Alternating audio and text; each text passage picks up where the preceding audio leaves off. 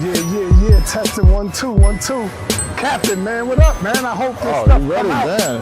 I hope it come out clear, man. Yeah, I think it's gonna come out clear. The sound and everything, man. Yeah, I think it should. I got it right here, so we should be good. How it sound? I sound all right? Sound good, brother. Sound good, okay. You sitting on the black power bench. You got the red, black, and green, man. What do you think about that, man?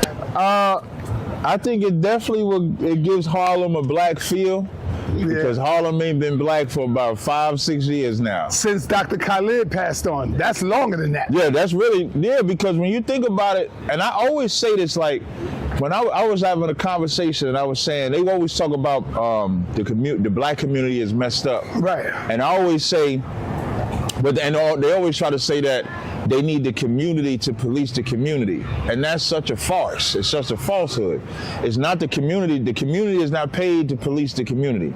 The cops are paid to police the community. So for example, if a civilian sees a drug dealer selling drugs, that civilian can't go to that drug dealer and say, get off the corner. He can't arrest him. If he was to harm him, he would actually get arrested by the cops for assault. Because that's not his job. That's the cop's job. And why do I say that? Before Khalid and before the 2000s hit, Harlem was a black neighborhood, but it was also a drug-infested neighborhood. It was also full of crime, XYZ like that. And then they wanted to integrate. Even if you go back to when y'all first came on 125th and Lenox Ave, remember, that was a vacant lot behind us when y'all came out there. Yeah. And then when they wanted to gentrify it, they brought more police in, they start policing, and now that same area is a Whole Foods now. Yeah. You got Raising Cane's, you got Chick-fil-A, and now you see all these white people, and you know what they gave us? A red and black green. And we happy with that. We're happy with that damn. But you know what else that we're happy with? When they name a street after us. Yep. When they name a goddamn street, we think we made it. Yeah, we are so happy. Let's just give these niggas the name of a street. You know, we're gonna call this Marcus Garvey Boulevard. Or these niggas are happy with that. Real talk. And if you go to every Martin Luther King street, that shit fucked up. Right. Look at that. every street that they name MLK is all the drug selling, hoes, all type of stuff, man. Let me ask you, why do black people care so much about Hulk Hogan's death? And what he said, he always used the N-word. He said he always used the N-word. Like he used the N-word like it's going out of style. And so I think, okay, the hype behind Hulk Hogan was like the first megastar in wrestling. So Hulk Hogan transcended wrestling. Everybody was, eat your vitamins, what you gonna do? Media run wild on you. So that's pretty much what everybody remembers. But back in like 2015, tapes started surfacing about, he was having a conversation on the website, and I'll make sure I send this to you. He was having a conversation on the website where he was talking about when a black wrestler called him a nigger. And so he started using the nigger word like it was going out of style right in the interview. And let me tell you something. A white actor gets to say nigger, they ain't never acted. They being themselves when they say nigger. And when Hulk Hogan was saying nigger in that interview, he was being himself. And that ain't it. Then a video surfaced, or audio rather surfaced, of him talking about his daughter. As we reported yesterday, there was a mix of responses when news of Hogan's death became public. Due to Hogan being caught using the N-word on multiple occasions, specifically when referring to the man his daughter was dating, who was in fact black. And he's mad because his daughter is sleeping with a nigga. And he says, at least let him sleep with a rich nigga. Damn. Now, I want everybody to look this up. That audio came out July 24th, 2015. That white man died July 24th, 2025. So all the conspiracy theorists can go crazy because he died 10 years to the day that audio came out. But we always sympathize and empathize with white people. We give white people such a nigga pass. Yeah. It's insane. If you ask I remember, man, when I said Eminem was not the greatest rapper, is not the greatest rapper, you know how many black people fight me to try to tell me how Eminem deserves to be in the Hall of Fame? I said, listen, Eminem out of his own mouth said he's a guest in hip hop. even out of his own mouth. Because he know. Because he knows. But black people are saying, no, he shouldn't be in the guest house. He should be in the house. And I'm saying, when you think about hip-hop is vast. You talk about from the late 60s up to 2025. You know how many black rappers that came through, paved the way, the Slick Ricks, the Schoolie D's, the Scarface, the Ice Cube, and you telling me Eminem is better than them? All and of then them, Nas and all of them, come on. yeah, like all of them. And then so I always ask him, I said, well, give me the hot Eminem line. Give me the line that puts him in that category, and they don't have it. But the reason why they believe it is because we always suffer from, and I might have said this in the last interview, we suffer from a whiteness of he's the daddy that we look up to. Like, especially for black men that don't have a father. Right. Like, the white man becomes your daddy. He becomes the, man, if I want to be anything, I could be like him. Just think about all the things you could do. You could be a criminal. That's the white man you're looking up to. You're not looking at the white man. You don't look to white people for righteousness. You look at white people for wickedness. And so when we look at Hulk Hogan, we see him leg dropping and the celebrity status that he has, to where people, I put up this meme on my Facebook where I had a picture of Samuel L. Jackson from Django. You remember in Django when he was like that Sambo? Yep. And you got Hulk Hogan and he hugging, and that's how black people look like, mourning over a white man that would call you a nigga if he saw you. And so we suffer from that whiteness. We suffer from, if we ain't looking up to the white man, we lusting after a white woman. And those are the two things that destroy us. Shit, there's a video of this black dude on camera, and a white woman pistol whips herself in the face. What? But he being charged with assault. I'm gonna send you the video. Yes, you gotta send me that. I'm gonna send you the video. Yeah. It's on this. If that video is not out, he's in jail for beating a white bitch. And you know what she got in common? What? She on OnlyFans too. Like, niggas need to leave these hoes alone. You got this white bitch on OnlyFans. She runs into the refrigerator. See, listen. This white bitch runs into the refrigerator. Now he's standing there. Like, so in the video, you see him standing there. Now they in the room together. He's standing there. They're in the kitchen. Runs into the refrigerator, falls on the ground, picks up, it's a gun on the table. Picks up the gun, starts smacking it. Down mad, I keep smacking myself. Smacks herself with the gun. And said he did it. Said he did it. Oh, man. Without that video? Yeah, he would have been toast. He would have been done. Because they is not going to believe no nigga over no white woman. So, in closing of the Hulk Hogan, in closing of the Hulk Hogan, we got to stop suffering from white love, from looking up to white people. Like, white people, how long are they going to be our idols? Because it just represents the death of us. Yeah. Now, it's like when you're looking at hip hop, it's always people say, man, you know, they stole jazz from us. They stole R&B. They stole hip hop. I always say, no, we gave it to them. Yeah. We handed it over to them. Because when we see white boys like Eminem and all of them, we proud that they could be able to do it. Yeah. You know, it's like we want them to fit in with us. That whole invite them to the cookout shit. It's like we want them, it's like, oh, it's a white, like you could be a bunch of niggas and one white person, and they will gape and like lap like a damn dog thirsty for water to get that one white person. Check this out, like how much we hate each other so much and we don't want to see each other rise. Look at DJ Khaled. What the hell is this motherfucker doing where he's making millions of dollars, where we had DJ Clue, we had DJ Clue, Ron G, right, like Kid Capri.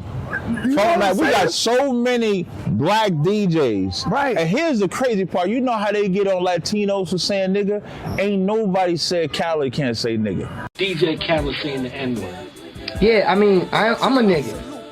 You see what I'm saying? Like if somebody ever took that in what's that word? Arrogant? I mean, Arrogance? Yeah, like if somebody thinks it in another way, they dumb. You know what I'm saying? Oh, taking it right. Like if they take it to like I'm trying deep. Nah, that's like I grew up like that. It's a slang. It's actually a positive word the way I use it. Khaled say nigga like it's going out of style. And that song, I'm So Hood, he said, who? Yeah, nigga! And ain't nobody said, why is Khaled saying nigga? But the Latino can't say nigga. Yeah, that's crazy. That's crazy. Let's move on over to the political side for a minute. Let's talk about Joe Biden's son, Hunter Biden. He said smoking crack is safer than alcohol, brother. Joe Biden's son said smoking crack is more safer than alcohol. Talk to us about that. I had to watch this video about 3 or 4 times because I could not believe that a white man said that. Now, he said 3 things. So before he even gets to the alcohol, they asked him on. So now he's saying, first of all, he breaking down how to make crack. So he talk about all you need is sodium bicarbonate. Well, the only difference between crack cocaine and cocaine is sodium bicarbonate and water and heat, literally. That's it? That's it. This is free. You can go to your neighborhood convenience store and just get. Anyway, I don't want to tell people how to make crack cocaine, but it literally is a mayonnaise jar, cocaine, and baking soda. Mix it, and he says doing it that way takes away all the impurities out of the cocaine. So now it's a hard rock, so you can smoke it. Clearly, this is a drug addict. I don't want to have the experience of some euphoric recall. That's how powerful crack cocaine is. Does crack cocaine make you act any differently? No. Is it safer than alcohol? Probably. People think of crack as being dirty. It's the exact opposite. like Hunter Biden. Remember they found cocaine and everything in the White House. Yeah. And he's a criminal. Right. Joe Biden, I remember Joe Biden said he would never pardon a relative, but he pardoned his son. He made sure his son did not go to jail. That's the advantage. Same thing with fucking Trump. Yeah, Trump do the same thing. He pardons all the dudes that ran up in the White House. Pardon everybody that ran up in the White House. And so then he says, so they asked him, so he says there's no difference between sniffing cocaine and smoking crack. And I don't know, like, if you grew up, anybody that is old as me and seeing what crack did, when it was just cocaine, you know, and this is not to make any drug, like we shouldn't do no drugs. Right. But when we talk about sniffing cocaine, there was downsides to sniffing cocaine. But when it came to crack, women was selling their babies. Word. I mean, I ain't talking about diapers. I ain't talking about clothes. I'm talking about selling their child for crack. That demon, bro. I mean, there was a demon. Like, you one hit of that crack, you walking around here like a zombie. Remember, Public Enemy had Night of the Living Baseheads. Because that's what they would call them. If you saw New Jack City and you see how Pookie Chris Rock was, that's what crack did, where you would be like a walking zombie out here. When I was coming up, I remember this woman let 10 men in her house. All of them did her so she can get high off of crack. That's what crack did. But that's what stupid white people do. White people that are drug addicts, they don't understand what they're saying. And what Hunter Biden is representing is the criminologist mind state that America has, where he wants, you know what he wants?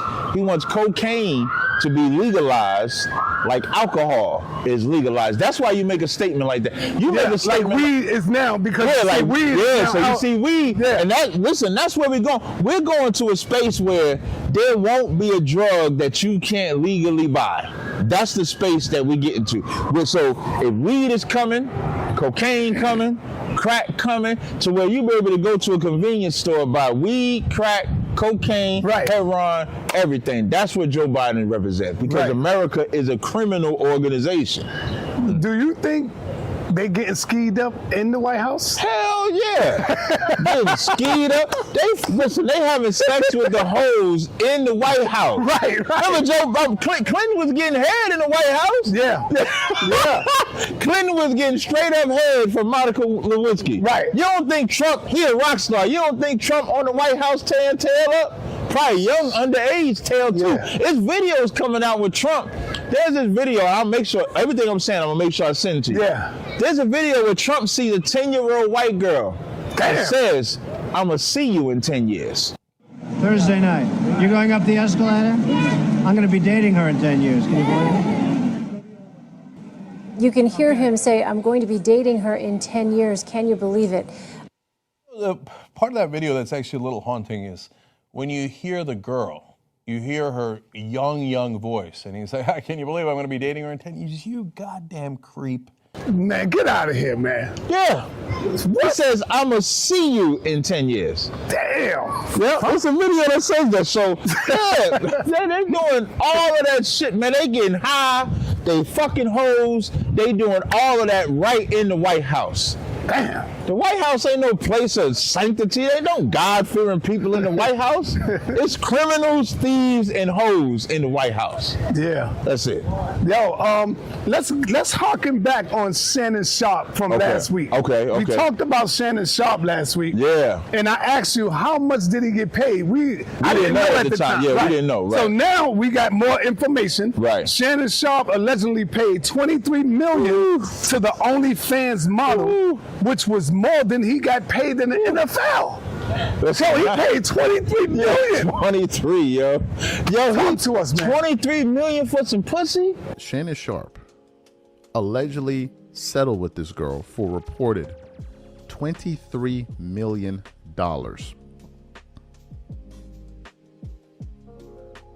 $23 million. And now all of us can understand why she put out the statement that she's going to be retiring from OnlyFans. Well, yeah. When you have the donkey of the century pay you $23 million, I would retire too. So, think about that. Let that sizzle for some white, flat ass, flabby. Like, I don't believe in sleeping with no white women at all. Mm-hmm. But if he wanted to impress me, like let's say if she would have been like this stocky ass built white woman, right? You know what I mean, like big breasts, big butt, thick, something like that. Then Shannon would be able to come to black people and say, "Did you see that ass?" Right? Right? He would have an argument, right? I still would disagree with him. Right? But he would have an argument. He got this 6 o'clock, straight up and down looking. Broad type white woman. Yeah.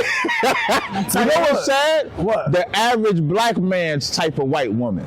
Yeah. You look at black men that get white women, they be fat as shit or skinny as shit. Mm-hmm.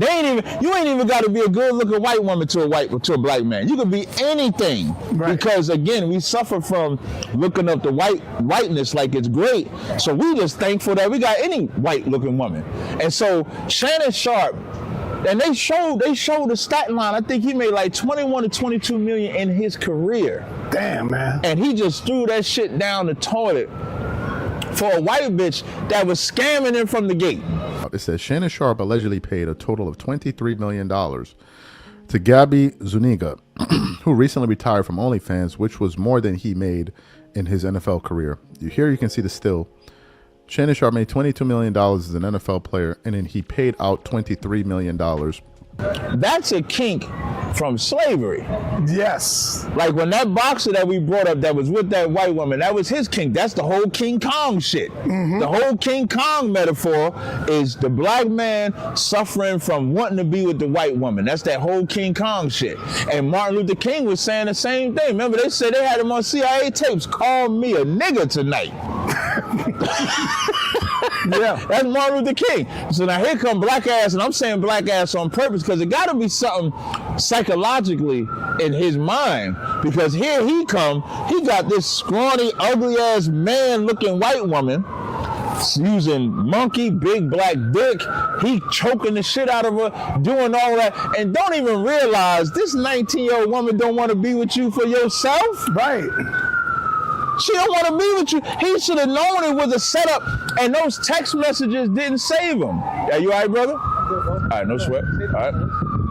And them text messages didn't say. Here's what he thought. He thought that them text messages was gonna save him from going to jail, which it did. Mm-hmm. But civil court, you got a lily white woman in that courtroom. And that's why he settled out of court. And she took all his money. Now, from what I hear, the rumors are saying that he had to sell a part of his his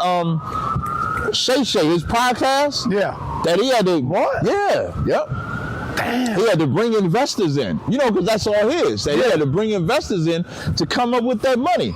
And that bitch, you know what that bitch did? That bitch retired off his ass. She said, I ain't got to do OnlyFans no more. I got 21 million, 23 million. I'm good. That shit is crazy, man. So when we gonna wake up? Yeah, so you looking at it, if you go back to the interview we did, remember when you had that guy, when we was in front of your camp, and it had that white woman. Yes. And I said, when she the one with the snake. The one with the snake. And I told him then, I said, when she gets finished with you, I said, you are her pet. I said, when she get finished with you, what's going on, brother? I said, when she get finished using you up, she'll throw you away. That's what I said back then. Yep. And that's what that white bitch did. When that white bitch got tired of him, she threw him away and said, I'm gonna take all his money. Yeah. And that's sad. Yeah, that's crazy, man. All right, let's go back to Donald Trump, man, because we ain't finished with this dude, man. Donald Trump was informed in May by Department of Justice. He was named in the Epstein files.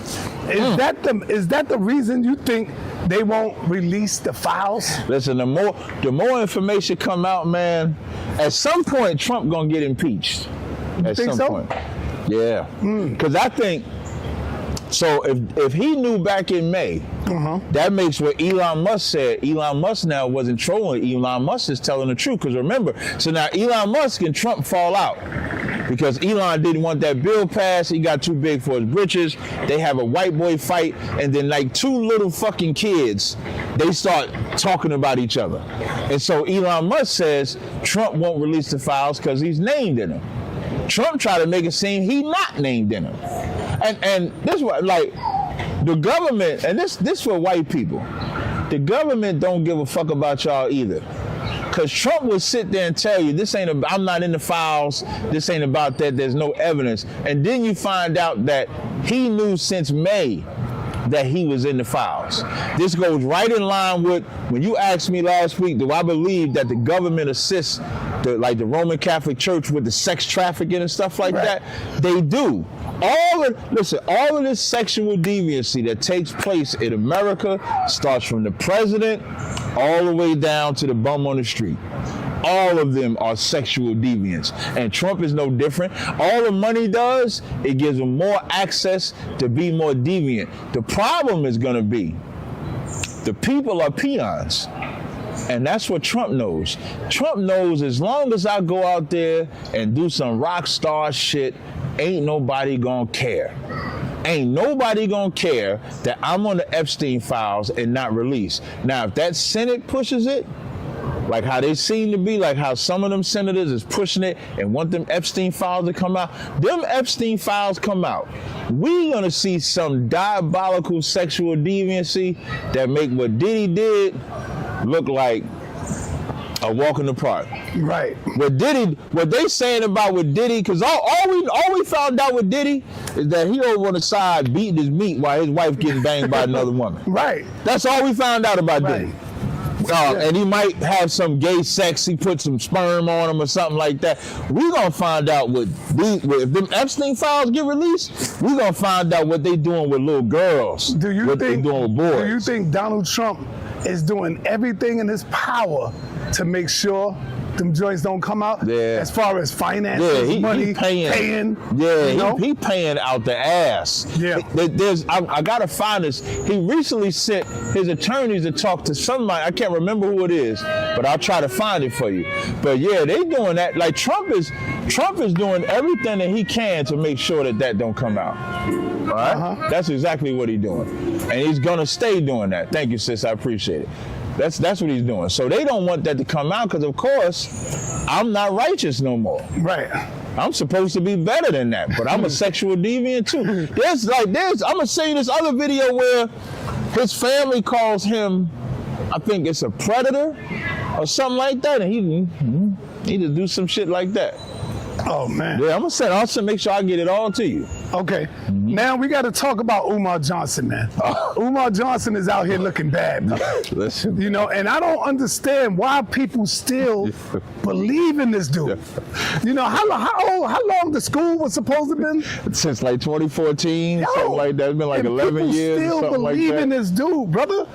He's now on the internet talking about his bank got, got fraud. He's begging people for money to help me send me some money. Like, dude, where's your family? Where's your people? Where the people that you think love you? Yeah, so let me ask you, Umar is now asking for Apple Pay donations to take care of him and his mother, brother. Yeah, take care of him and his mother. Is he mismanaging money? Not only is he mismanaging money, like I messaged Umar Johnson on IG, and I've said this, like he need counsel. He need a team. Like he ain't like if I go to do a debate or battle, I call General Hyman. Right. If I need counsel, I can call Commander Jenny Hunter, General Hyman, XYZ like that.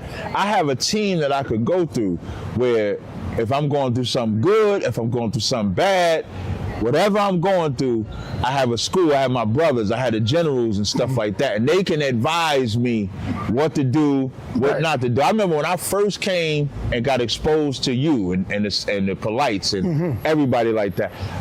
General Hyman was coaching me the whole time. Okay, don't go to this event, go to that event. Right. Don't go here, don't be seen here, don't do this, don't do that. Right. And as he's doing that, it taught me how to move. It taught me what to say, what not to say, X, Y, Z. And that's not a bad thing. No, that's a good thing. To get that type of guidance. Yeah. Umar Johnson need that right now because he out there first, he done talked about this woman's fishy coochie. But he was with her 3 times. She did an interview with Tasha K. Start talking about this man's penis size, start talking about this man's... but hold on, stop, man. But she didn't disrespect him, though. Right, but you know, all women do that. All women do that, right. Because they know how to hit you in the gut. Exactly. And so they know our ego when we start talking about the penis. So now... I'm going to talk about his penis. Right. And that's gonna fuck a nigga up. Like, but the thing about it is, she's supposed to do that. Like, we expect a woman to do that. Right.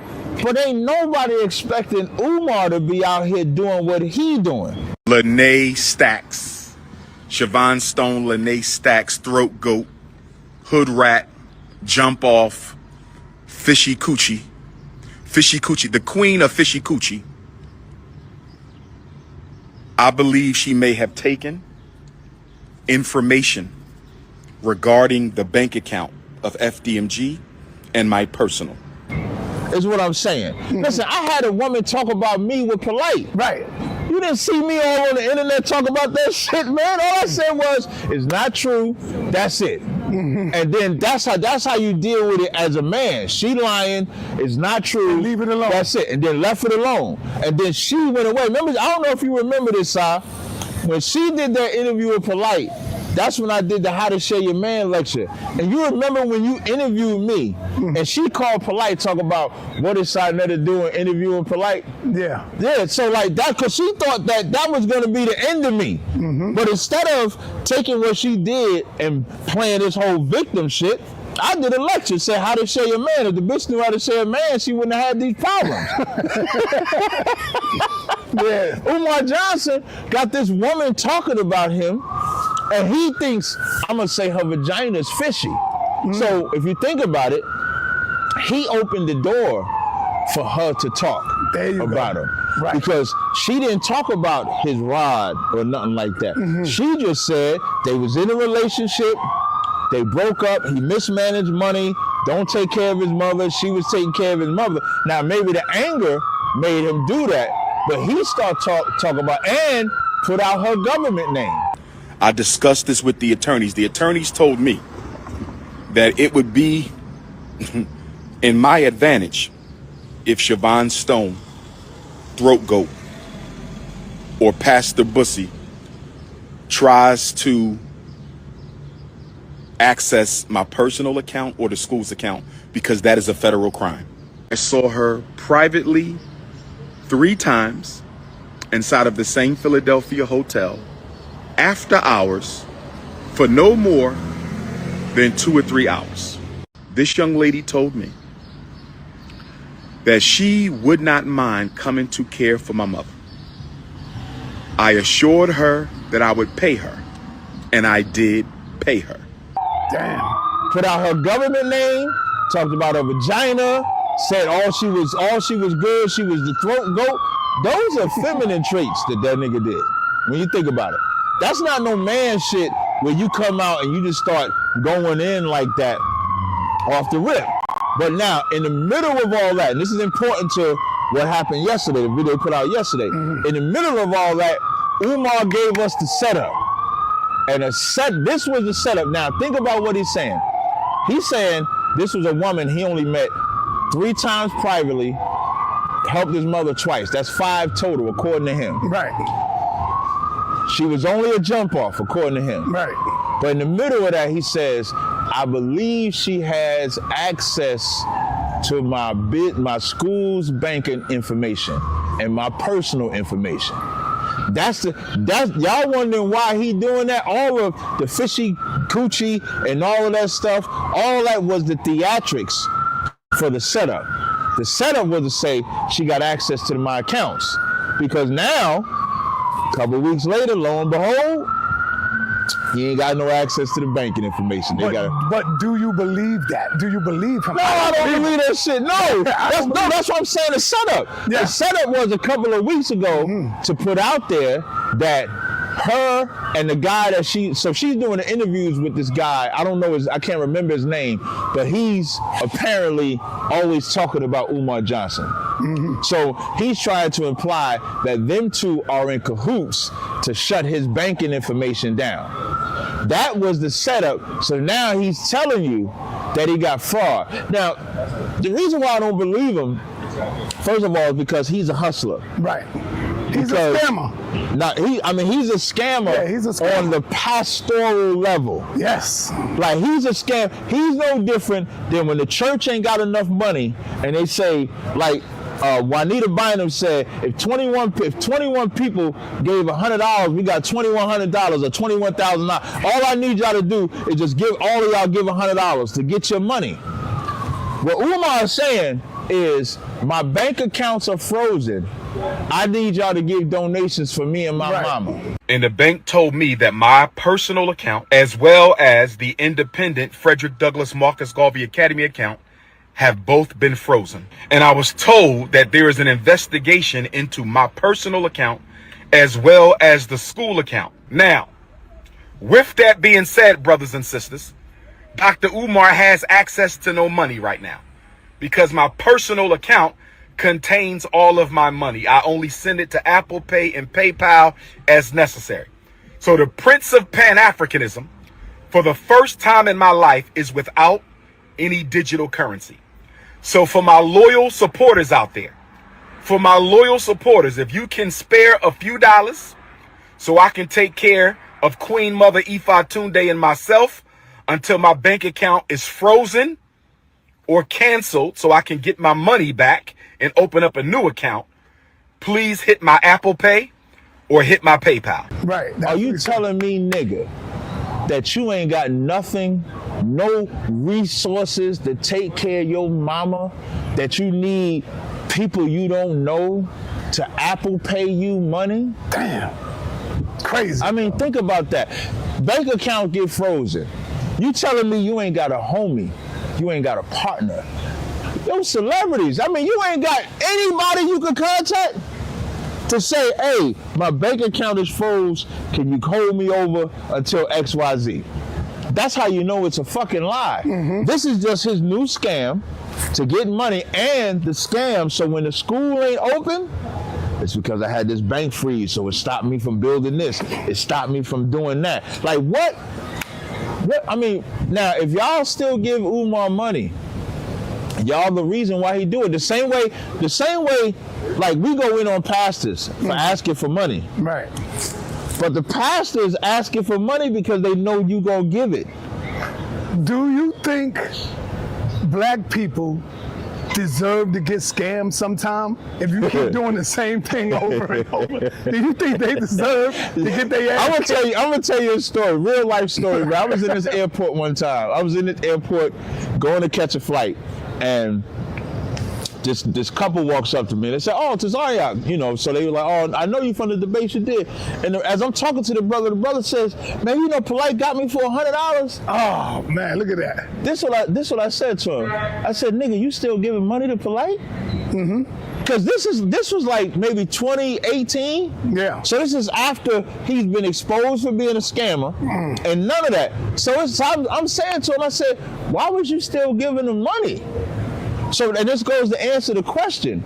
We just, like, we stupid sometimes. Like, black people are some of the most gullible, can be the most gullible people on the planet. And we fall for a good conversationalist, a hustler.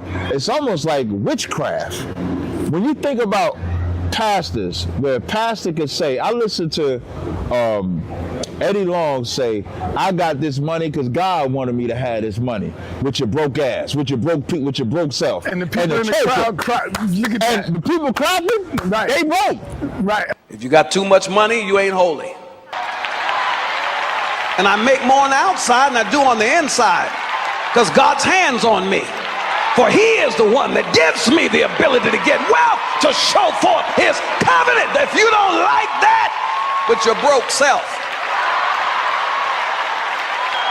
And I'm blessed to be a blessing, and many of you been blessed out of my pocket. I ain't mad, my turn coming. I just need to see somebody walk in what they talk about. I'm tired of broke, jacked up folk.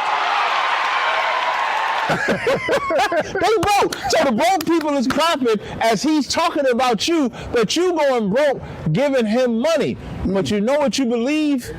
You believe somehow you giving him all your money is going to somehow bless you back. Right. Because that's what they believe. And right. so I don't know what they believe with Umar. Because Umar ain't gave nothing back. Umar has not given anything back to the black community. What I mean by that is, I'm not talking about whatever information he gives out about history, psychology, or anything like that. But he has not given back what he said. It's just a team of Umar. There's no, like, ISUBK, we got a school. So when you pay your tithes, I don't get that. When I do the lecture, when I used to do paid debates from you, that money didn't come to me, it went to the school. Right. I'm just doing the work like that because we're a body, we got people to take care of. Umar is just taking care of himself. And this also lets you know he's misappropriating them funds. Because when it comes to fraud, I was telling you this over the phone. I just got this new phone, right? The Z Fold 7, right? Right. They just released it. So I had to trade in, I had the Z Fold 5. So I go to trade in. So with the trade-in value and with everything, it came to $1,800. When I go give them I did this online. So when I do it online to pay for it, it got declined. Because what Chase does, because I bank with Chase, what Chase does is, if it ain't even about the amount, if it's from some place that I haven't purchased in a while, they'll mark it as fraud. I get an email alert, and it'll say, was this fraud, was this you? And then when I click on it and say it was me, they say go process it again, and then I go process it again, and then you go through it. It go right through. So he's saying that he's not through no purchase fraud. He's saying he's going through somebody trying to access the account. Now, if they're not going in the bank, he's just talking about username and password. Username and password don't usually freeze the account. Right. Usually you just got to go through an email, you got to reset, you may have to call. So all of that is suspect because at the end of it, he's asking for money again. Yep. If he didn't ask for no money, I might have gave him a little bit of credit. I'm gonna say black people sometimes deserve to get scammed in order for them to learn. Right. No, that's my whole point. Let me tell you. Umar's own father came out and said, yo, he ain't right. This is his father. His father's all over the internet telling you this nigga is, something wrong with this nigga. Right. People hear his father telling you, and you still going to support this dude? His own flesh and blood is telling you he's not right. Yeah. This is something wrong with him. Yeah, you know what my father is good people too. He's in the movement for real. He's in the real movement. Right. He's telling you, yo, my son is not right. This is not right what he's doing. Yeah. And you know the sad part? The sad part is that Charleston White said something that I actually agree with. Charleston White said, it's not enough to have talent, you gotta have the gift. Yeah. And you can't lose the gift. You lose the gift. You can still have the talent, but you lose the gift. And we seeing Umar lose his gift. Yeah. Because the talent, anybody, like if you take any profession, everybody can have the talent with the basketball, with the football, with intelligence. But then there's somebody that's gonna have a gift where what they do, the people gravitate to, the masses listen to. So like, because a lot of things Umar say, you can say somebody else said that, but they don't have the gift that Umar had. Right. You understand? Just like Jordan dunks the ball, shoots the shot like everybody, but then somebody else, like let's say Joe Dumars, is not Jordan because Jordan had a gift. Right. So I'm not talking about talent. I'm talking about the gift. And that's why I say I like when Charleston White said it. And so we seeing Umar lose that gift because Umar said when that thing came out with his baby mama, right, with the two baby mamas, right, he said the reason why that happened to me is because I did not have respect for the vagina. Damn. The situation I'm going through right now is because at that time, 14 years ago and 23 years ago, I did not have the respect for the sacredness of the black woman's vagina like I should have. He said that? I'm gonna send it to you. Umar funny as hell. Umar said, and let me tell you why he said that. Because he patronizing to women. So his way of keeping his fans, of keeping them women, as them women, because them women gonna say, damn, Umar, we thought you was different. We thought you was special, man, but you got the same baby mama problems that my baby daddy got. Right. So he said, I didn't have respect for the black woman's vagina 15 years ago, 23 years ago. I did not respect the black woman's vagina. Well, clearly, he still don't respect it. And that made black women like... Oh, black women's panties got wet. Oh, their panties got wet. Oh, let me write that check out. He respected now. That was so long ago. Let me not judge him for what happened 15 years ago. Right. Well, this is 2 months ago. Character. The brother said, what about character? It says a lot about his character, his lack of character. He can't have character if he's sitting there misusing. That's why I said he had the gift, he had the talent, but instead of using that gift and talent to actually build what he said he was going to do it, he did it to feed himself. You have a good reputation, bad passion. But and you're correct. And so what happens is that reputation is going to last a time, but when your character flaws start showing, slowly people going to start walking away. It's almost like if you're a liar, you can only keep that lie up for so long before chinks start coming in that armor of the lies. So the longer Umar goes, and this is why he don't have a team, because also the more he talks, the more he just exposes himself to where a minute his whole character is going to be, like his whole character is really coming on display right now, which is why a lot of people, including myself, listen, when that baby mama thing happened with him, even I was on his side because I know how bitter black women can be. Yep. And so I didn't want to just vilify him because there's a lot of brothers that go through what Umar Johnson is going through. But now when you see him going through this with another woman, now this ain't about a baby mama. Now, because he ain't got no children with this woman. So now it's starting, we gonna have to look at you. It's almost like they could have gave me a pass, like when that woman was talking about me. Now let's say people gave me a pass and said, well, that I'm a side with Cap. If another woman and another woman and another woman start saying, nah, Cap don't take care of his kids, Cap do this, Cap do that, then you're gonna say, nah, Cap, we can't believe you now.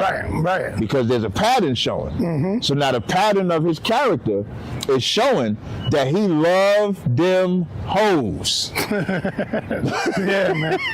Well, he got a woman by the name of Conscious Stripper. Yeah, listen, the fact that they call her Conscious Stripper is crazy work. Remember when he was battling Seti and he answered the phone and there wasn't nobody on the phone? And the phone All right, let's go back to Donald Trump. Right. Donald Trump blocked the law for clergy to report sex crimes. to report sex crimes. Are they helping pastors with sex trafficking and abuse? Yeah, that's it. They doing both because, so what that law means is that the Catholic priests and church pastors, period, do not have to report sex crimes. Wow. They are protected under that law. What? They don't have to report it. Oh, that's crazy. And you know why?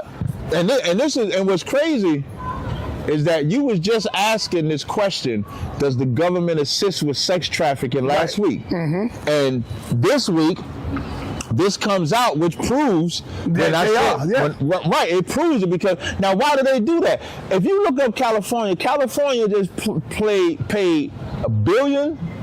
They was reporting how much they paid. It was like $712 million. I know it's in the millions. I'll get the exact number for you. They paid that to victims of sexual abuse in the Catholic Church.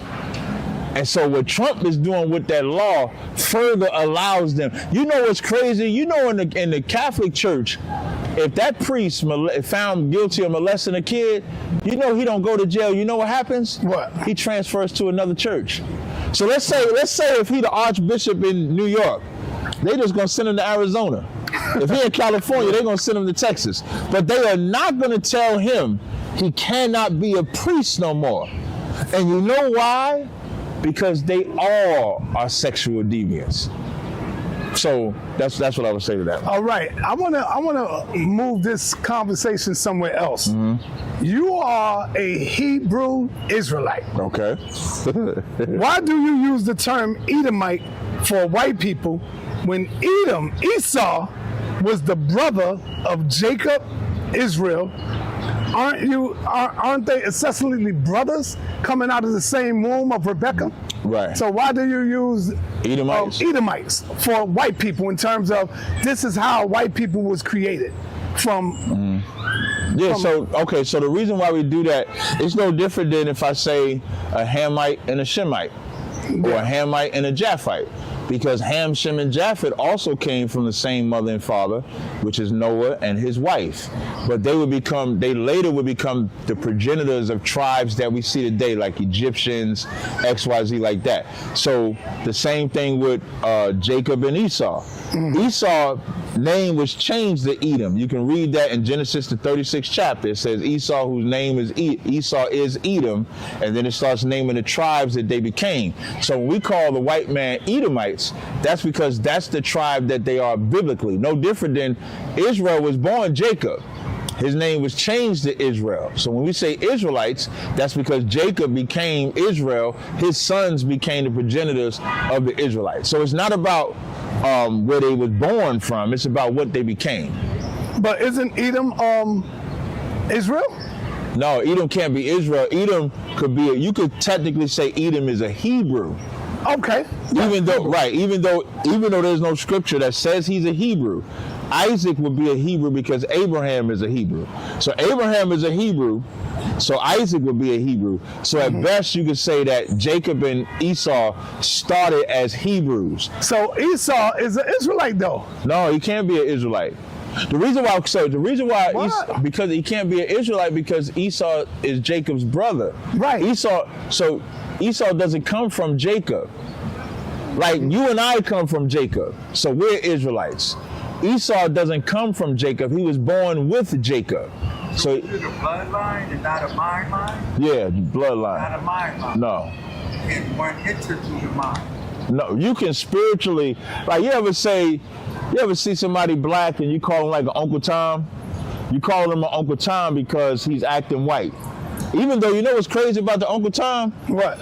Uncle Tom was the good guy. Right. The real history about Uncle Tom, he was the revolutionary. Right.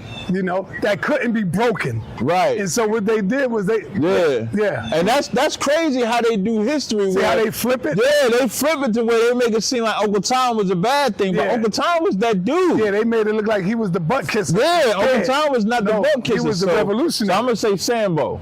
So you know how we call somebody a Sambo or something like that because they shucking and jiving for the white man? Even in the Bible when Christ says, ye are of your father the devil. He's not talking about them ethnically. He's talking about them spiritually and mentally. So you can mentally be white, meaning like you follow their ways, their culture, their obsession, but you can't ethnically be that. Okay, yep. That's crazy. Yeah. Why do you blame Europeans? For what? Why do you blame European Jews for the transatlantic slave trade when it was the Arabs, Europeans, and Africans who were all responsible for the slave trade? But you only blame the Europeans. No, we blame all them niggas. We blame all of them. We blame the Arabs, Africans, and we don't now. We'll say Jewish and then we'll say white people, but they're the same people. The reason why there's a distinction. Right, you're right. Right. The reason why there's such a distinction is because white Jewish people separate themselves from their white brothers. But now, being that you asked that, a lot of people think Jewish people had nothing to do with slavery, and that's a lie. Right. And you start looking at the banks that got started, the insurance companies that got started. I'm gonna see if I can find it. In North Carolina, there was a Jewish man that was in the Klan. Like, Jewish people was a part of the slave trade. They was a part of the slave trade and they was a part of slavery. But we ain't saying that they're the only ones.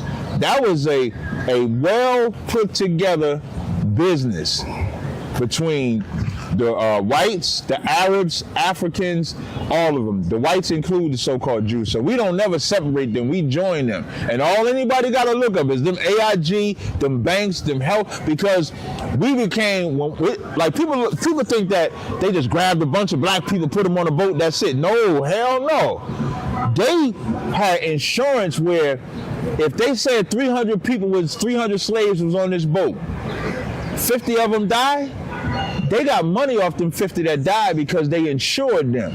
So they had their names, they was registered, they kept records of the slaves.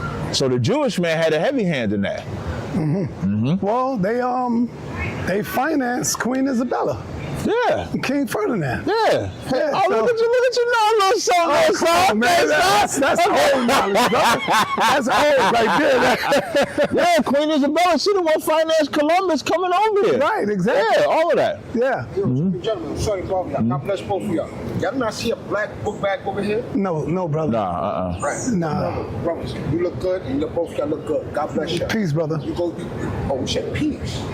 Peace, almighty. Yo, we doing an interview. Yeah, we're doing an interview right now, brother. All right. Thank you, brother. I appreciate it. All right. I'm sure. All right. Bro, whatever you're doing, I hope you succeed. Thank you, brother. Thank I you, appreciate fam. it. Bless you, man. Yo, let me ask you, this is I want you to really think about this. You on camera right now. The question you're about to ask me? Yeah. Okay. Are you a convert? Like, have you converted to Judaism or Israelite? Are you a bloodline Israelite? Bloodline. Come on, Captain, man. A bloodline, brother? You saying your blood go all the way back to Ham, Shem, and Japheth? No, my blood go back to Abraham, Isaac, and Jacob. Oh, come on, brother.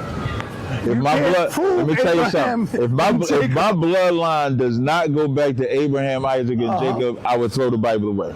There'd be no point in me following it. Okay. That's the only thing. Like, and that's what destroys the whole convert thing. You can't be a converted Israelite.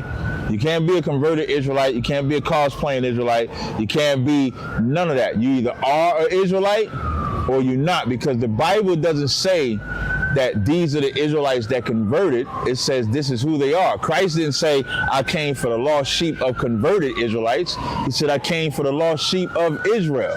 So I'm not a converted Israelite. These are questions. I got it. Look, these are questions I wrote down for the pastor coming up next week. But I said, you know what? I'm gonna hit you with these because both of y'all can hit them. What's the question?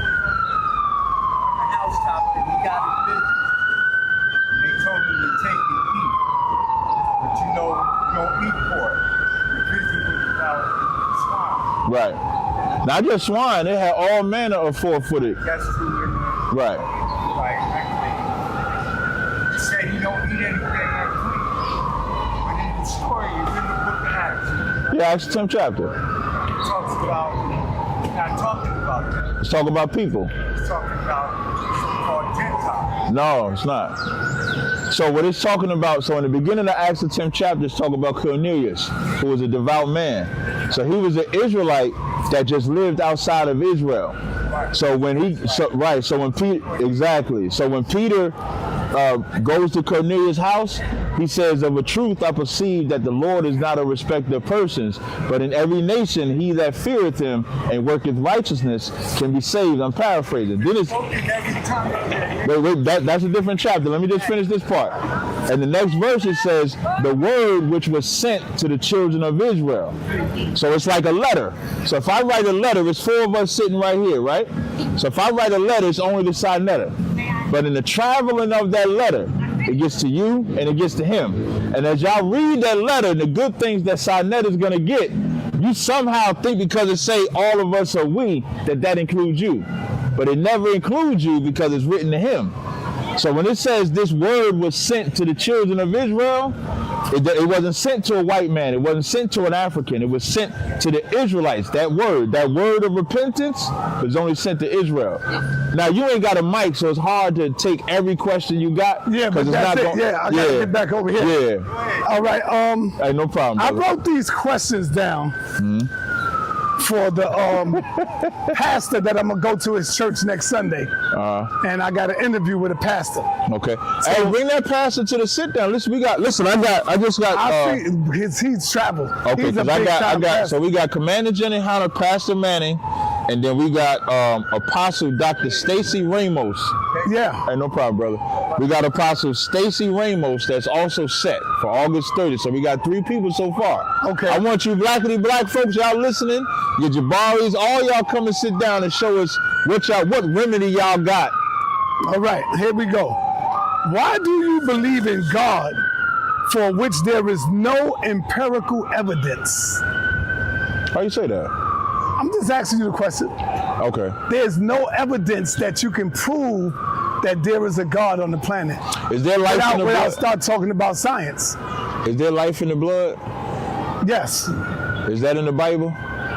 That's, brother, listen, man. Listen, you can't prove. See? No, listen, that's not empirical evidence. Yes, it is. No, it's not because it's written in the Bible. That's a man that wrote it in the Bible, Captain. Somebody wrote that in the Bible. How did he know there was life in the blood? Come on, man. What are you talking about? Do you know when science discovered life in the blood? When? I'm gonna tell you. And so it says that in the Bible. Yes. The reason why you can't eat blood, it says it.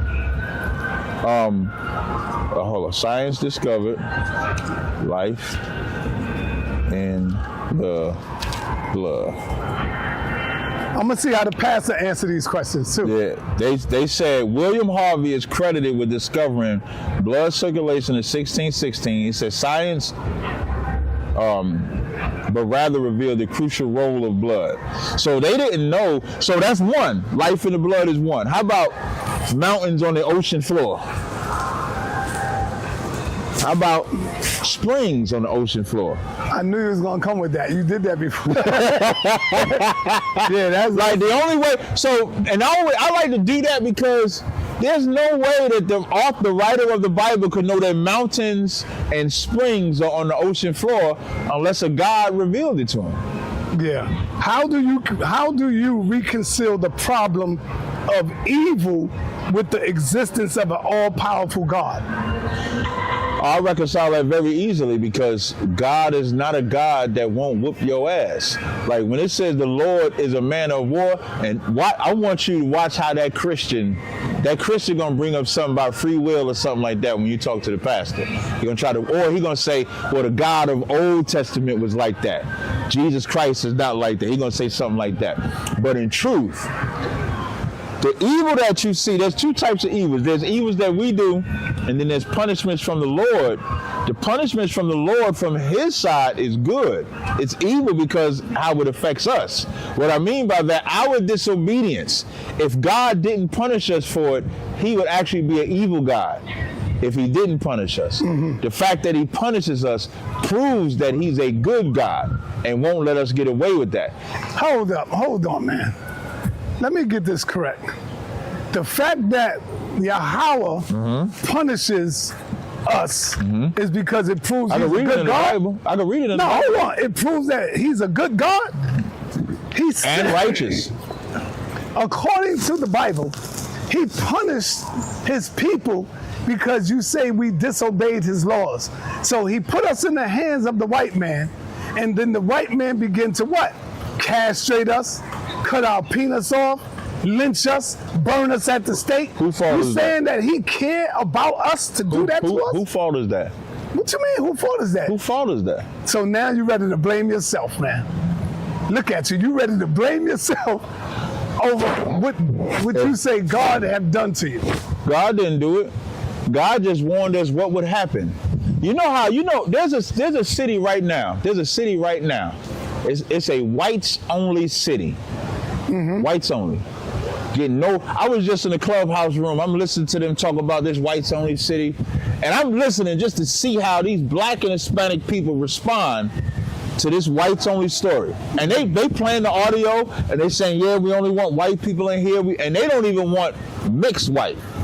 Like your mother and father got to be white. And I'm listening to them and I'm listening to see, I want to hear them have an issue. I hear these motherfuckers say, this guy Beast, I like Beast, right? So I hear Beast say, that's not racist. I don't hear no racism. I don't hear nothing. But the white people are saying the city is only white. So then they hear me, they say, Cap, what you think about that, Cap? First thing I said, first of all of y'all are capping on this fucking app right now. I said, because Beast, you just said that they're not racist, but they're building a white-only town. Meanwhile, if I have my cookout that's just for my people only, you'll tell me I'm wrong for not bringing in white people, not bringing in Africans, XYZ like that. So people in the audience might say, well, Kat, why are you telling that story based on that question of punishment? God told us not to mix with other races of people. And he said, if we mix with them other races of people, they will get on top of us. You know why they get on top of us? Because when we mix with them, we leave our own. You ever notice when white people mix with black people, white people never leave being white. They never stop pushing white. They never stop wanting white to be great. When black people mix with white people, we forget all of our blackness. God tried to warn us that they would get on top of us by that. So we want to make it seem like God did it to us. No, you did it to yourself because you wouldn't listen when God warned you what would happen when you did what you did. So now when you get punished for what you did, how are you going to blame God for it? Because if you blame God for it, you know what you're not going to do? You're not going to stop doing what you did to get put in that position. But let's say if you blame yourself, like, what did I do to get in this position? Oh, I was fucking with too many white people. I was messing with these white girls. Like Shannon Sharpe, 23 million? 23 million messing with white girls. You know what he should learn? What I did. He shouldn't blame God. He shouldn't blame nobody. He lost that 23 million because of what he did. We got in this condition because of what we did. I want to read this scripture. This is Romans 3 and 3. It says, for what if some did not believe, shall their unbelief make the faith of God without effect? Yet God forbid, let God be true and every man a liar. As it is written, that thou mightest be justified in thy sayings and mightest overcome when thou art judged. But if our unrighteousness commend the righteousness of God, what shall we say is God unrighteous who taketh vengeance? God is righteous when he does not help us when we disobey him. Because if he helped us in that disobedience, we'll stay disobedient. It's like your kids. If your kids disobey you, and then you do for them anyway when they disobey you, they're never going to obey you. Well, what reason are you giving them to obey you? But when you stop helping them, like I always use my brother, God bless my brother, man. I love my fucking brother. He passed away back in January, right? But my brother used to go to jail. And I'm telling my mother, now it's partly my fault, because I used to give my mother hell growing up, and I think I wore my mother out so that by the time my younger brother come along, my mother didn't have the same. Your younger brother passed away? Yeah, my younger brother passed away in January. So by the time my brother get up and start acting up like how I was acting up, I don't think my mother had the same fight. So my brother keep going to jail, my mother bailing him out. Brother go to jail, my mother bail him. I said, Ma, I say, if you keep bailing him out, so now he's in jail again. And so my mother called me, she's like, Stephen in jail again. I said, Ma, let his ass sit in there. Don't get him out. Let him sit in there for a while. Let him sit in there. I said, if you let him sit in there, he just might learn a lesson. And he never got arrested again after that. He learned the lesson because my mother stopped rewarding his wickedness. What we want to do is disobey God, and when we get in trouble, oh God, oh God, oh God. God don't work like that. God works by your obedience to him. Right. That's how it works, just to answer your question. So why hate the white man when the Most High put the spirit in him to do what he did to you and gave him the green light to do it? Yeah, y'all make the Bible too mythical, and y'all be in the skies. Well, if God did just let the white man do that to you, that ain't the way God works. Even in the Bible, when it says he had no mercy, he went over the wall for thy violence against thy brother Jacob. There's nowhere in the Bible where it says, as we're getting punished, we're supposed to say, hey, Esau, do this to me because it's my fault. What it actually says is to hate them. What it actually says is to be against them. Because if we don't hate them, the only thing we can do to get out of the condition is to hate them. Where does it say to hate them in the Bible, brother? Ecclesiastes 3:8 says a time to love, a time to hate. Psalms not saying hate them. Psalms 137, Psalms 139, 20 and 21 says, do not I hate them that hate thee, O Lord. I hate them with a perfect hatred. But who is the them? I hate them. And the them ain't just Esau. The them is them that hate us. The them is them that hate God. But all Europeans don't hate us. Yes, they do. All Africans don't hate us. Hey, ask Shannon Sharpe if that white bitch hated him when he was fucking her. He gonna say no. But all white people don't hate us. You ain't getting what I'm saying. And all Africans don't hate us. You're not getting what I'm saying. I'm glad you said that because that's the biggest fight that we have. The biggest fight that we in ISBK have is that when we say we got to separate from these nations because they hate us, everybody thinks about little Priscilla. They look about little David. They think about, no, because Priscilla's all right. Little Kakunku, the African kid, he all right. Not knowing that nation will get on top of us and swallow us up and devour us. But now, and then the crazy part, side, as they pick little Priscilla, little Kakunku, little Pookie up the street, he ain't never gonna like Pookie because Pookie might have did something to him 12 years ago, and he gotta hate Pookie forever, even though Pookie is people. He ain't gonna help Shantae. Shantae ain't give him none, so he gonna hate Shantae forever. So we'll find every reason in the world to stay hating, just like the N-word. When we talk about the word nigga, Latinos can't say nigga, Khaled can say nigga. Right. Because Khaled is not our people. That's the proof that the Latinos are our people. The fact that you let a non-person say nigga, but a Latino can't say nigga. That's like the biggest battle that we have. And this is why being an Israelite is not for the weak. And what I mean by not for the weak, and I know you got other questions. The reason why being an Israelite is not for the weak, because you have to endure being a spectacle. You got to endure being laughed at. You got to endure believing in some spook God that's going to crack the sky. You telling me some nigga about to crack the sky? You got to believe in that. You got to believe that you a people from old time. You can't celebrate birthdays. You can't get high. You can't fornicate. Can't be a homosexual. You can't do nothing that this world allows. Right. And so being an Israelite is not for the weak, and that's why everybody looks for an excuse to not be an Israelite. So now, what about those who have never heard of Jesus? Will they also be condemned? Because they never heard of a Jesus.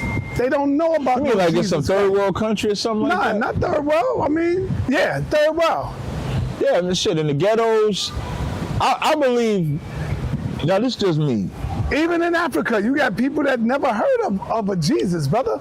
Well, I'm going to say it like this. Our people will all have had an opportunity to be exposed to the truth. That's what I believe.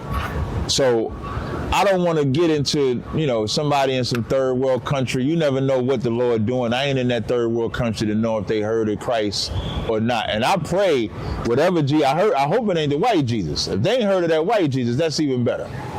How can you be certain your interpretation of the Bible is the correct one, given the diversity of Christianity, Israel, and all the other dominations? One thing I like about ISUBK is we ain't changed since 1969. I remember here's what I want somebody to do. Just somebody go and look at me back in 2010, if you can find those videos, or at least 2012, 2013 when I was rocking with Sa.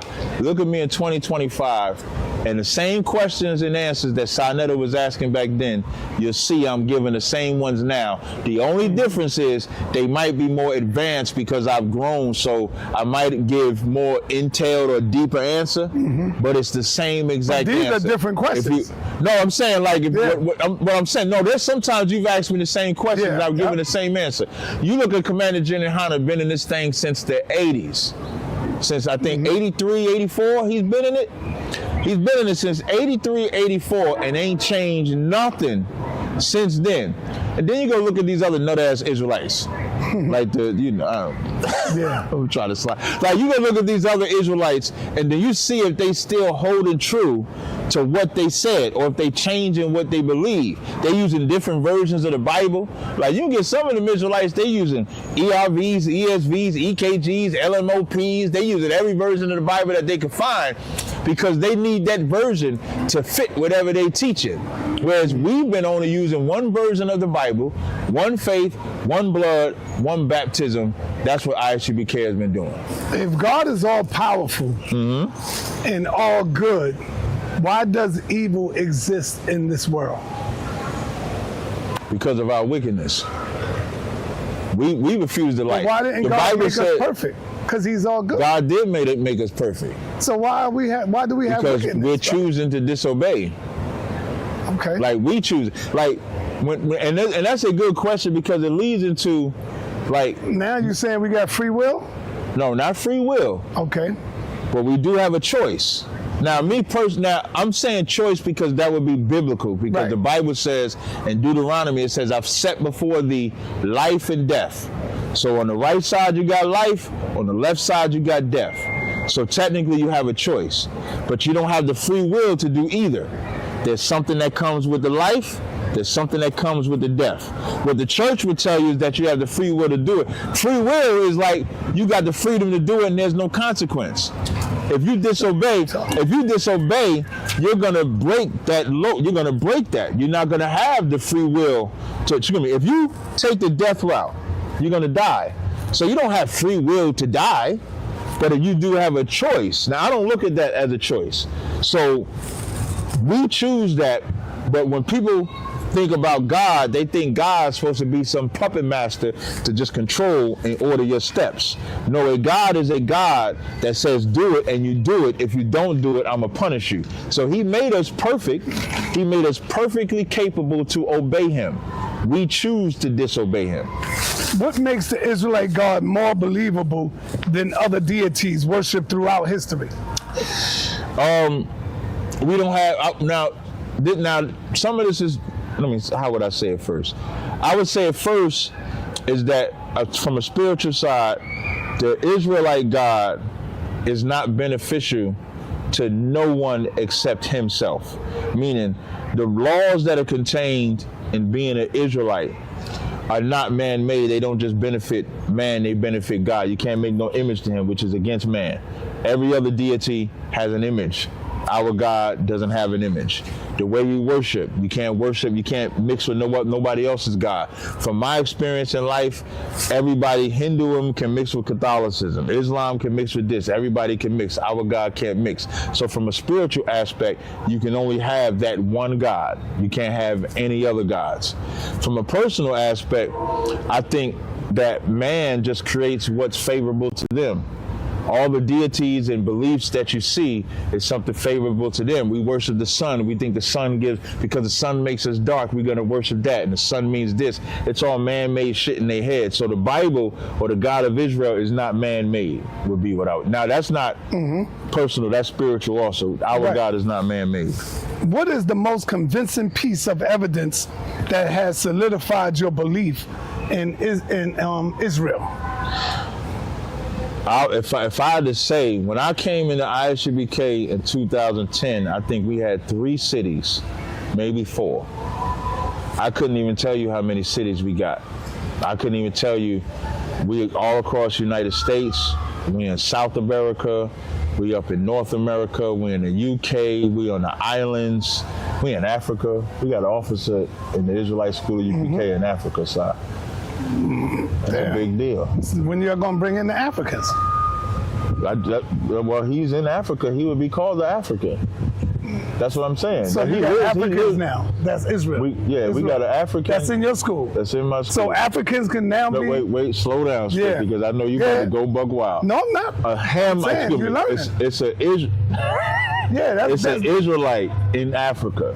So he would be called African, like Elon Musk is South African. Right. But you would call him white. So he's an Israelite living in Africa. Oh, okay. I see what That's you're what saying. I'm saying. And to answer your question, the growth that I've seen in this school and the things that I've witnessed this school do is why I believe that. All right, last question, if you got anything else. Okay. What were you doing?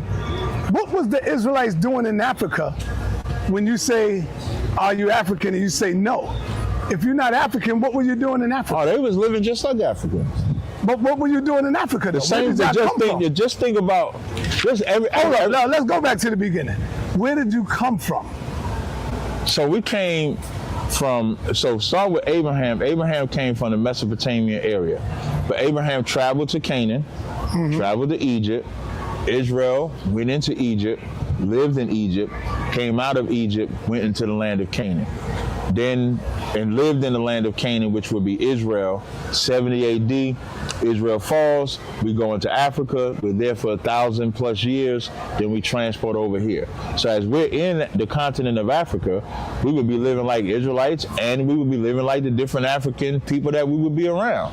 So it wouldn't be surprising to go and see an Israelite acting African, following their customs. You can read that in the Bible. We loved Egypt. You would see us always following after the Egyptian gods, Babylonian gods. So it's no different. It's almost no different than today in some aspects, except we had our land. So are you telling us that there's no such thing as an African Israelite? No, I'm not saying that. Are there African Israelites? It's how I'm an American Israelite. It's how somebody could be an African Israelite. No, I'm talking about a Hamite. Let's go with the Hamite. No. Are they Hamite Israelites? Nah. Come on, brother. That's 2 ethnicities. Come on, brother. Let me get this other question I had. While we got this little break, don't forget August 30th, Sarnetta is House of Consciousness and ISUPK is putting together this panel with Commander General Hanna, Pastor Manning. I got Dr. Stacey Ramos. We working on others. I want Jabari to come. If Jabari is available, we're going to have this roundtable town hall discussion where you can present your positions, where we talk about Donald Trump, where we talking about ICE. We'll be getting in a bunch of questions, and it's open for the people to come and see us. So Commander General Hanna's never been in the same building with Jabari speaking, having a sit down together. I think that would be big. Pastor Manning being there would be big. We're looking to get some more people. And if any other good enough speaking blackity black folks or HOK folks that Sarnetta knows, I think it'd be good. If Wesley Muhammad can come, I think that'd be good. Or what's the guy? Nuri Muhammad. If he can come. We should think, ain't you going to the Muslim mosque? When? Ain't you going to talk to some Muslims or something soon? No? No, I was supposed to go, but I don't know when it is. Okay. So if you go though, we need to get some of the Muslims there to come and sit with us. I think all of those things would be good because now we got people from different walks of life. And let's start, and you could come with some tough questions. You can come with questions about relationships. Then it could be Trump ice. It could be relationships. What do we think helps the black community? All of that we can have. And you get Commander General Hunter in there talking, boy. It's going to be fiery. Yeah. I think that'll be dope. All right, so when can I get you and Pastor, though? Are you still going to Chicago? Yeah, I'm leaving today. Oh, okay. Yeah, so when we leave so here... close us out, man. Close us out. Okay, no sweat. So I appreciate y'all rocking with us, man. I'm Captain Tazaryach of ISBK under Commander Jenny Hunter with my main man, Sarnetta from the HOK. Make sure y'all subscribe to Sarnetta Studios. Make sure y'all subscribe to House of Consciousness. Make sure you subscribe to Captain Tazaryach TV. We're always putting out exclusive good content. I'm really liking the way Sarnetta is doing these interviews now because we're dealing with a lot of current events, which I think is important and covering a lot of different topics. When I get back from Chicago, maybe we'll do it again. Yeah, I like your street chronicles, brother. Yeah, thanks, man. I be tuning in. Thanks, man. That's what's up, man. Listen, it'd be good. And because, it's picking up. So it's getting real good, man. And so in this park that we at, August 31st, we having a cookout here. Let them know what park we at. Yeah, we in Marcus Garvey Park right now. August 31st, we having a cookout. It's open to the public. Yeah. You come and eat, break bread with us, sit down with us.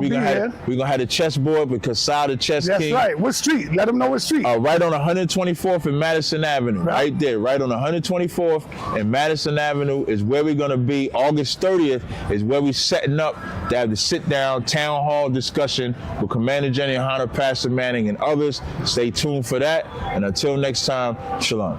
All right.